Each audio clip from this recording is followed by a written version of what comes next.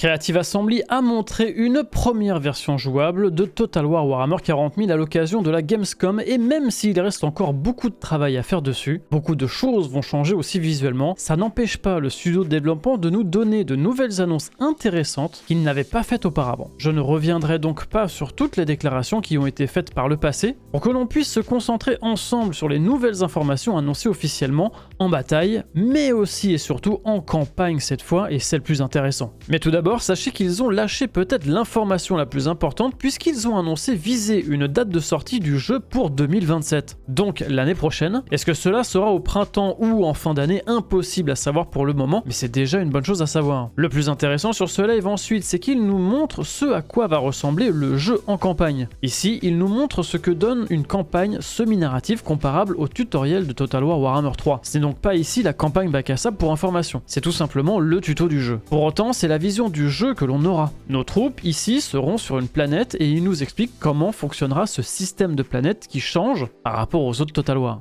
C'est déjà la mécanique principale du jeu car nous passerons la majeure partie de notre temps à combattre sur des planètes comme ici, et à elle seule, chaque planète offrira une expérience voulue détaillée et cela ne se résoudra pas en une seule bataille puisqu'elle aura plusieurs régions, et que celle-ci par exemple n'est pas le plus grand type de planète que nous aurons, ce qui donne une idée de quoi on est en train de parler. Ils ont aussi retravaillé le déplacement des armées en campagne, en travaillant notamment sur la fluidité et la simplicité de déplacement. Plus loin, il continue de nous montrer ce à quoi va ressembler une campagne classique. Ici, nous ne sommes plus dans le tuto. Ce n'est ici qu'un petit aperçu et nous ne pourrons pas atterrir sur toutes les planètes, comme par exemple la planète gazeuse. Mais par contre, nous aurons 3 ou 4 planètes à conquérir dans un système pour faire ce qu'ils appellent une campagne, sachant qu'on pourra ensuite enchaîner les campagnes, car elles seront interconnectées entre elles, comme ils l'ont précisé par le passé. Mais ici, ça donne une meilleure idée de ce qui nous attend, pour ce qu'ils appellent une campagne. Et 10 campagnes représentent ce qu'ils appellent un théâtre. Nous ne serons pas obligés de faire les 10 campagnes,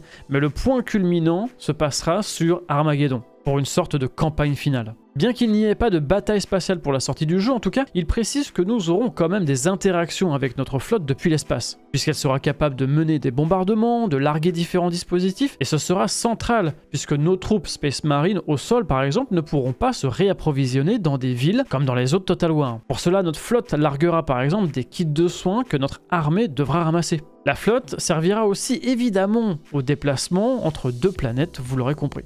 Encore une fois, il s'agit d'une démo et il manque pas mal d'interactions et d'options, donc il reste encore évasif sur plusieurs sujets et cette démo n'est là que pour donner une idée de ce que le jeu sera et le sens que prend le studio de développement. Par exemple, oui, il y aura des recrutements possibles via notre flotte et sur certains points terrestres, mais il ne montre pas toutes les mécaniques du jeu. Pareil pour les arbres d'amélioration de la flotte, l'arbre technologique, qu'il compare par exemple au nouvel arbre d'amélioration de la pyramide noire de Nagash pour Total War Warhammer 3. Et quid de la diplomatie alors? Eh bien non, on ne verra pas de Space Marine parlementer avec des orques par exemple. On ne fera jamais officiellement la paix, mais il pourrait quand même que les Space Marines et les orques combattent à un moment le même ennemi. Donc dans certains cas, il s'agit d'une diplomatie plutôt tactique. Donc il se pourrait que dans ce cas-là, face à un danger plus grand, nos armées se renforcent pendant une bataille où l'on ne pourra pas s'attaquer directement, et une fois cette bataille passée, les 2 factions reprennent leur guerre éternelle. Les Space Marines auront d'ailleurs des options diplomatiques avec les factions humaines et pourront demander aux armées de défense des planètes de les suivre par exemple, et de nous renforcer ainsi au combat. Chaque planète aura aussi un gouverneur, chacun avec leur personnalité, qui pourrait voir d'un mauvais œil que l'on commence à bombarder n'importe où sur sa planète, et donc qui refusera de nous soutenir en retour. Ou à l'inverse, certains gouverneurs psychopathes apprécieront que nous massacrons ces citoyens, et cela nous offrira des opportunités diplomatiques. Tout au long de notre campagne, plus nous obtiendrons de territoires et des victoires, plus nous attirerons aussi les regards sur nous, et notamment de l'administration de l'Empire. Selon nos actes et notre renommée grandissante, nous pourrons être suspectés, car l'Imperium est toujours vigilant depuis l'hérésie d'Horus, et ainsi nous retrouverons dans le jeu la bureaucratie sclérosée de l'Empire, sous cette forme de balance de suspicion avec lequel nous allons devoir jouer pour éviter d'avoir des problèmes avec l'Inquisition, et nos actes auront des conséquences. Nous pourrons aussi diviser librement nos armées, pas besoin de recruter de seigneurs obligatoirement, ce qui est plutôt une bonne chose. En termes de victoire de campagne, cela dépendra, mais il donne quand même comme exemple de réussir à tuer un chef orc,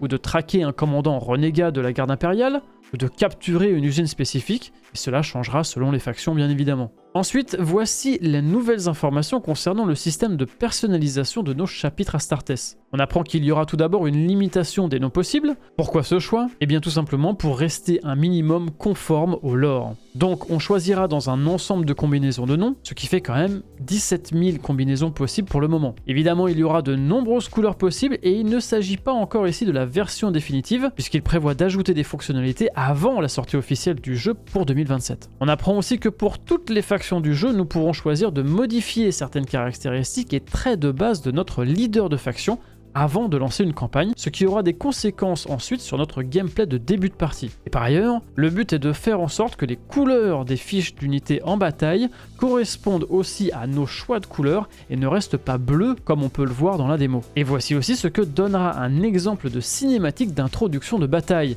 Elles dépendront de nos compositions d'armées et de la couleur de notre chapitre par exemple. Puis en bataille, en termes de gameplay, on apprend que par choix, il n'y aura pas de système de munitions, tout simplement.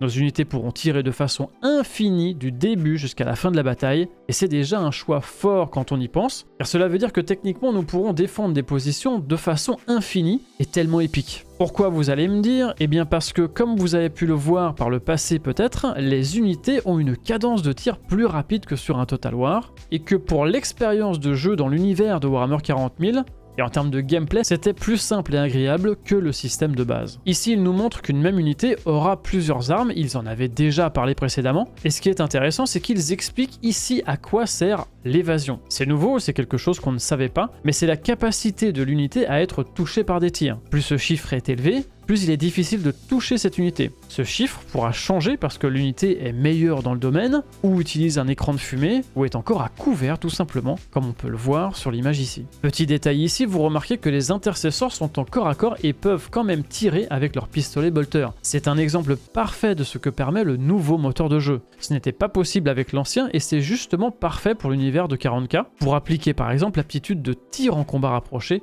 dans ce nouveau Total War. Et plus largement, de changer d'arme au cours de la bataille, comme pour le jeu de plateau. L'interview termine sur 2 batailles sur la même carte que nous avons déjà vues de nombreuses fois dans d'autres vidéos, et ils reviennent sur des éléments comme les capacités d'armée, clairement nombreuses, avec beaucoup d'options amenées par notre flotte de soutien. À noter aussi quelques ralentissements encore sur la version qu'il présentait, mais encore une fois il s'agit d'une démo, alors à voir par la suite ce que cela donnera. Mais il précise aussi souvent que des éléments de l'interface vont encore changer, donc il faut rester prudent avec tout ce qu'on voit encore. Par contre, élément intéressant, oui, nos personnages, sauf légendaires, pourront mourir, mais il y aura certaines mécaniques possibles, comme par exemple, pour les Space Marines, la possibilité de recycler notre personnage dans un Dreadnought évidemment. Dans le même sens, les mécaniques d'amélioration des unités, un peu comme les guerriers du chaos dans Warhammer 3, sera reprise pour nous donner la possibilité d'upgrader certaines de nos unités. Donc oui, par exemple, on pourra essayer d'améliorer nos intercesseurs de base tout au long de notre campagne.